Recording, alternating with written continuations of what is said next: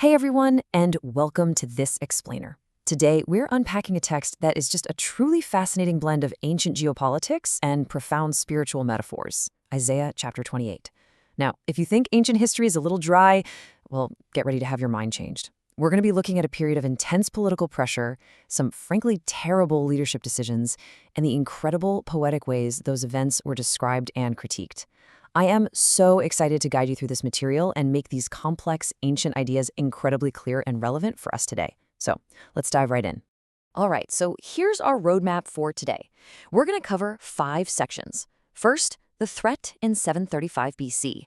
Second, the drunkards of Ephraim. Third, a covenant with death. Fourth, the overflowing scourge. And finally, the parable of the husbandman.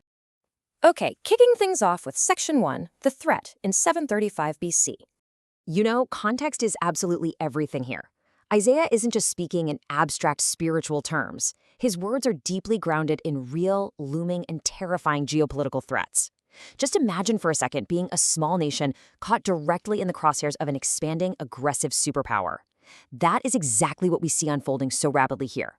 This prophecy is given around 735 BC. Right during the reign of King Ahaz of Judah. Just 1 year later, in 734 BC, the mighty Assyrian Empire launches its first invasion. And by 722 BC, the northern kingdom, which is often referred to as Ephraim or Israel, is entirely conquered. The Assyrian war machine moved with terrifying speed against these divided kingdoms. So Isaiah is delivering an urgent, desperate warning while the clock is actively ticking down. Moving on to Section 2, the drunkards of Ephraim. That ticking clock brings us right to Isaiah's initial critique, which focuses heavily on the fatal distractions of the northern kingdom's leadership, specifically in their capital city of Samaria. Isaiah chapter 28 verse 1 states, "Woe to the crown of pride, to the drunkards of Ephraim, whose glorious beauty is a fading flower, which are on the head of the fat valleys of them that are overcome with wine." The imagery here is so powerful. Ephraim, once this great and mighty people, is basically depicted as a drunken fool wearing a crown of flowers. Samaria sat right in the middle of these rich, fat agricultural valleys. But that glorious beauty, it's a fading flower. Meaning they are literally vulnerable to invasion, dying spiritually from their own pride and indulgence, all while the enemy is literally right at the gates. And this just brilliantly illustrates the massive difference leadership makes. If you look at the political leadership in Judah down to the south, we see a stark contrast. King Ahaz was ruling when this prophecy was actually given. Now, Ahaz didn't believe Isaiah's warnings at all. In fact, he imported idols from Assyria, crediting his military success to Assyrian gods rather than his own. It's crazy. But contrast that with the future king Hezekiah, who would later restore righteous judges, turn the people back to Jehovah as their king, and actually rely on the Lord to drive enemies back to their own gates. Ahaz chose flimsy politics, while Hezekiah would ultimately choose faith. But during Isaiah's time, the southern kingdom of Judah really wasn't doing any better. Isaiah chapter 28, verse 7 states, "But they also have erred through wine, and through strong drink are out of the way. The priest and the prophet have erred through strong drink. They are swallowed up of wine, they are out of the way through strong drink. They err in vision, they stumble in judgment." So Judah was guilty of the exact same sins. The very people who were supposed to be leading, the priests who were meant to pronounce the law, and the prophets who were meant to teach, were totally swallowed up in drunkenness, just completely and severely failing in their sacred duties. And how did these leaders respond to Isaiah's warnings? Well, they mocked him. Isaiah chapter 28, verse 10 states, "For precept must be upon precept, precept upon precept, line upon line upon line, here a little and there a little." Now, we often quote this today to talk about gradual learning, right?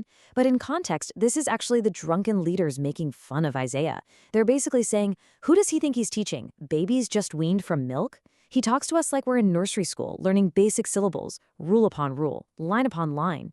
They were scornful and completely missed the massive danger they were in. Which brings us to Section 3, a covenant with death. Because they totally rejected divine guidance, the rulers of Jerusalem made some incredibly dangerous diplomatic choices. Isaiah describes their strategy. Isaiah chapter 28, verse 15 states, "Because ye have said, we have made a covenant with death, and with hell are we at agreement. When the overflowing scourge shall pass through, it shall not come unto us. For we have made lies our refuge, and under falsehood have we hid ourselves." Now, obviously, they didn't literally draft a treaty with the Grim Reaper.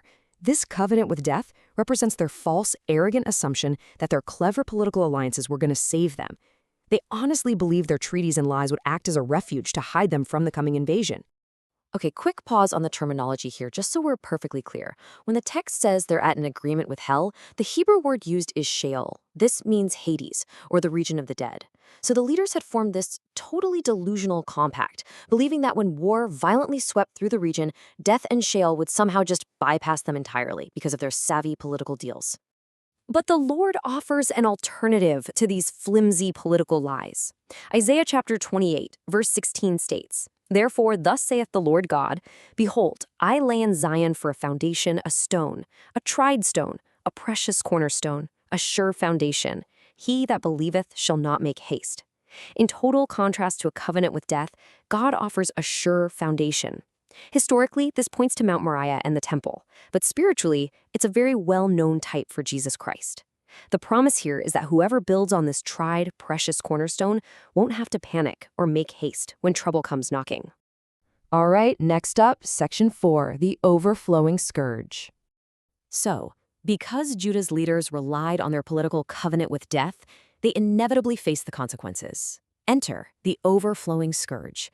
And this isn't just a poetic metaphor, guys. The overflowing scourge was the literal, relentless war machine of the Assyrian army. We're talking about the violent invasions that swept through the lands like a massive flood in 734 BC, again in 722 BC, and eventually reaching Judah itself in 701 BC. Their treaties couldn't do a thing to stop it. God's response to this is perfectly measured. Isaiah chapter 28, verse 17 states, "Judgment also will I lay to the line, and righteousness to the plummet, and the hail shall sweep away the refuge of lies, and the water shall overflow the hiding place." Notice that architectural imagery there, a horizontal line and a vertical plummet to ensure a wall is perfectly straight. Isaiah is explaining that when God's judgment comes via the Assyrian army, it isn't going to be some chaotic, wild vengeance. It will be perfectly straight, righteous, and true. I absolutely love the practical metaphor used next to describe this discomfort. Isaiah chapter 28, verse 20 states, "For the bed is shorter than that a man can stretch himself on it, and the covering narrower than that he can wrap himself in it." We've all experienced this, right? Trying to sleep in a bed that's just a little too short, or with a blanket that's way too narrow. You can't get comfortable, you can't find rest. Isaiah uses this incredibly vivid, relatable image to explain how Judah's political alliances, like their desperate attempts to ally with Egypt, would totally fail to protect them. They made their bed, and now they have to lie in it, restless and totally unprotected. And finally, Section 5, the parable of the husbandman. After delivering these really heavy geopolitical warnings, Isaiah closes with what is basically an absolute masterclass in agricultural symbolism. Isaiah chapter 28, verse 24 states, "Doth the plowman plow all day to sow? Doth he open and break the clods of his ground?" I mean, of course a farmer doesn't just plow endlessly. If all he did was break up dirt, he'd never get a harvest.